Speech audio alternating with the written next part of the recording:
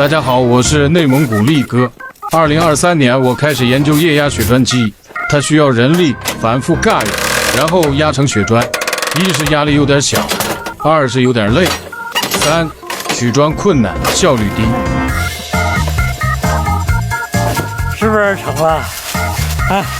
后来为了节省人力，提高效率，我把千斤顶换成了电动液压缸。这回加压我不挨累了，非常好使。研制成功以后呢，疯了！我又拿它盖了一个冰雪蒙古包。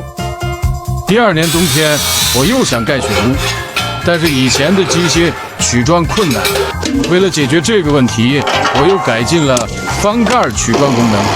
这样的话，取砖就更方便了，也是非常成功。看见了吗？四四方方，嘿，嘿。后来我又用600块雪砖盖了个半球雪屋，我还做上了冰封王座，非常好使。